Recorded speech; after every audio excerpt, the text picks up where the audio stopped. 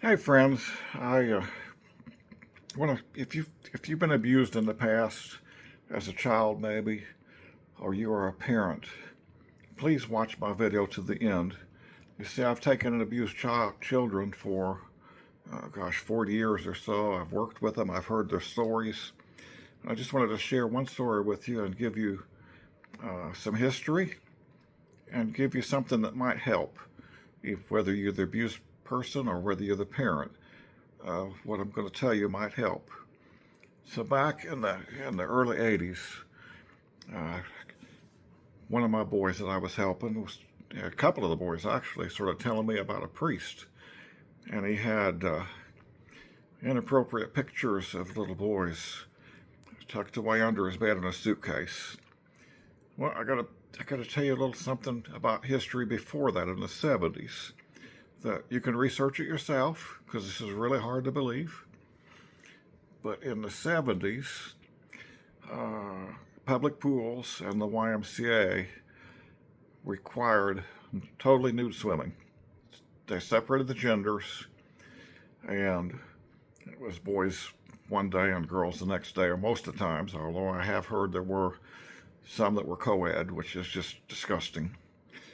Either way, it's disgusting. I don't want to swim with somebody with no trunks on. But anyway, so when I started hearing of this priest, this man of God, this guy that you think he wouldn't do anything to hurt a child, I thought, well, maybe those pictures are just the swim team. Because if you were on the swim team, you didn't have trunks on when they took a team picture. So it's just totally hard to believe. And the year what's 2026 now, that's just hard to believe. But if you do your research, you can find out that yes, if they had some excuse for no trunks was because of bacteria. They didn't have chlorine for the water then. They actually had to empty the pool every few days. And it was for cleanliness purposes, supposedly. But anyway, at first I thought these were just pictures, and there was no law in the '70s on possessing pictures of children with no clothes on. So this is the early '80s. I'm thinking, well, but then as I heard more, and I heard a little bit more about the things that were going on in those pictures, I thought, oh, I better call somebody. Well, I called the police. I said, oh, we don't do that. Called Child Protective Services. Oh, that's not our department. I called around. I think I spent several days off of work calling around, talking to people. Said, who is it? Who's gonna look into this guy? Well, I finally got a hold of a woman from the sheriff's department. That was her specialty. Crimes against children is what she took care of. And they actually put a bug on one of the boys and sent him back into the house, and they got information on tape, and then they did a search warrant. And what they found was like something from a horror movie. He was a Lutheran priest, so he could be married, had a grandson. And his grandson would have boys come over and stay the night. And he had a secret passage to get into bedrooms where they were sleeping that he didn't have to go through the door. He could just go through the secret passage and get in there. He had a two-way mirror, so he could take pictures of them in the bathroom, and had all these pictures and all these adult toys and adult videos. And it ended up being that he had abused an unknown number of boys. When they moved in to arrest him, he ran. I'm going to try to switch this around so you can see the article. It made the front page of the news. There's the article. And like I said about and by all my working with children, a lot of times the child said, well, I told my parents and they didn't believe me. And it's because the person that abuses a child is usually another family member, somebody that they highly trust, and you can't, if you're a parent and your child says something, please don't be that parent that says, oh, I did it with this priest. I said, oh, are you sure? Because That's a man of God. That's a priest. I didn't know my Bible very well back then. I was I think I was in my 20s at the time. And this article here was from March 16th, 1991. So it hadn't been that long ago that nude swimming was allowed. And to think that he would have any inappropriate pictures.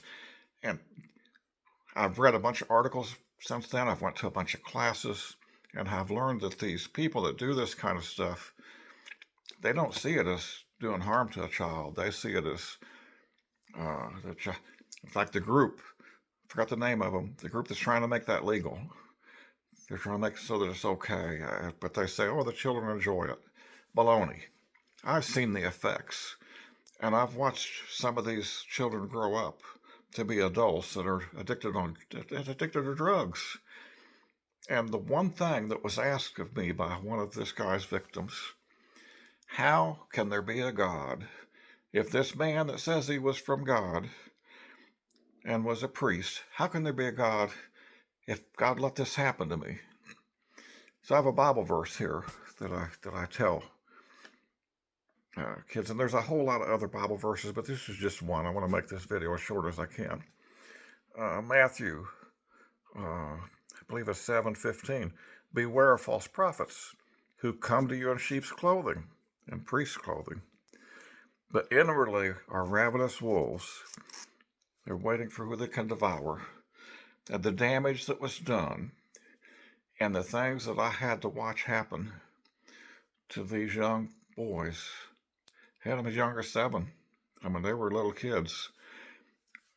The things that I saw happen in their lives after this was unbelievable. So a word to the parents. Number one, if your child says something happened, don't immediately go, oh, you're lying. I've seen that happen. Parents will say, not me, but I've seen it happen. I've seen where the kid has been abused and they saw it. They would never do that to you. Don't be that parent. But also, something that you can do to protect your child is have a secret word, secret number, a secret phrase, some secret thing that if they're in a situation, staying at somebody's house, and it's uncomfortable, and they want to be picked up, have that secret word to where it won't be embarrassing to them that you came and got them. You could just say, hey, we've had a family emergency. I got to come get little Johnny because something happened and he's got to be home. So that maybe you can avoid this situation. And the two-way mirror in the bathroom, when we go on trips, I'm always real wary of the bathroom. I tell any kid that if you go on a mission trip, you go on any kind of trip where you're staying at somebody else's house, be wary of that bathroom and whether there's any cameras or mirrors. Now you don't need a two-way mirror. Now cameras are teeny tiny little things. There's nothing private anymore. But if you need to talk to somebody, you need to tell somebody something, talk to me, message me. If you've been abused and never told anybody, I'll keep it confidential, and I'm not a therapist or anything, but another Bible verse I got right here. It says, 1 Peter 4:8, above all, love each other deeply, because love covers over a multitude of sins. We just got to love one another. And it doesn't go away. One of those boys is going to be 50, and he says, I think about what that man did to me every day. So God bless you guys. And if I can be of any assistance to somebody, a parent who has a question or whatever, please message me. Thank you, and you guys have a blessed day.